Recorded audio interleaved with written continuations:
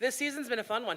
If you haven't been out to see us play, it's been exciting. Our highest finish in Pac-12 play, we tied for 4th with UCLA and Oregon, both perennial powerhouses in the Pac-10 and now the Pac-12. And we have 5 wins over ranked opponents, most ever in CU history. 3 of those come on the road, which is pretty significant in women's volleyball.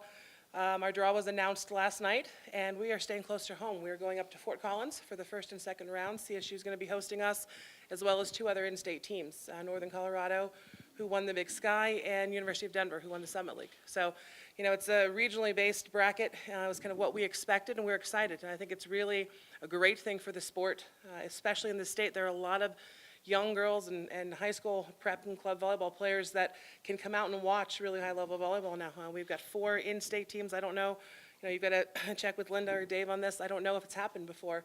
But our program is at a really good spot, and I'm proud of my players and staff for continuing to grind through. This season in the Pac-12 is the toughest in recent history. 10 of the 12 teams were called into the tournament last night. There are coaches in this league that have been coaching, as long as I've been alive, actually, and they tell me this is the toughest year. So for our program to make the jump that it did, we were picked preseason 7th, finishing 4th.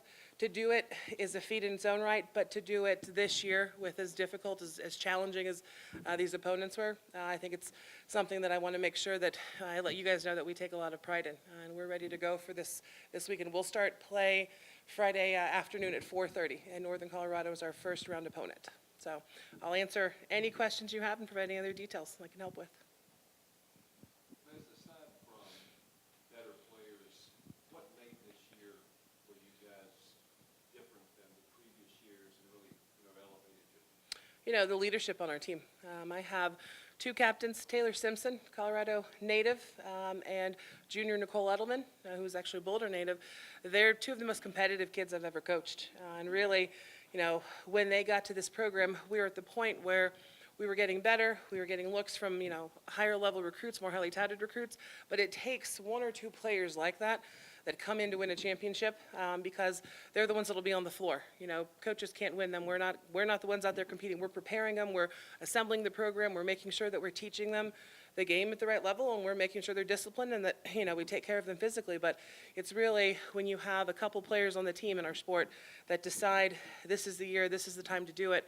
And, quite honestly, Taylor Simpson has her sights set on this national championship run, but she's already been called up to the national team. So our Team USA has called her in for the 3rd time, and she'll go out and play professionally after this semester, and we'll report to Anaheim for the national team training center. So, it's one thing to have players that are really great athletes. They're 6'4", 6'5". They are strong athletes. They jump well. They move well. They know the game. But there's another thing to have real competitors, and that's really what the difference is for us. Is we have players that just refuse to back down. They refuse to lose. Those are the players that will take a big swing on game point, that will come up with big points for us. And what happens is that when you have young, talented athletes that have players like that to model after, then that's when you get some sustainable success in your program, because that's the culture, and the young ones don't know any different. They come in, they see a player like that working every day, and they want to be that player. And that's kind of where we are now. Is we get a lot of good recruits in. I'm really pleased with my staff. I've got a recruiting coordinator in his first year in a full-time role, but he's in his 3rd year here. Ryle Jade is taking the lead on our recruiting. And in women's volleyball, you just have to be out there. You've got to get out and recruit. I have 5 of the best players in Colorado on my roster right now. Nicole Edelman, I mentioned before, Taylor Simpson, Cece Simpson, and Gabby Simpson, all from Colorado Springs, and Kelsey English from Colorado Springs as well. So when I took the job here, one of the big pieces was build a fence around these players in state. And we were able to, after a couple years, get some of the top kids to stay home. And this is the idea, is that you have top players wanting to stay close to home and taking great pride in representing their home state, and really trying to show everybody what volleyball is like here in the state of Colorado. And I think this weekend's a perfect opportunity.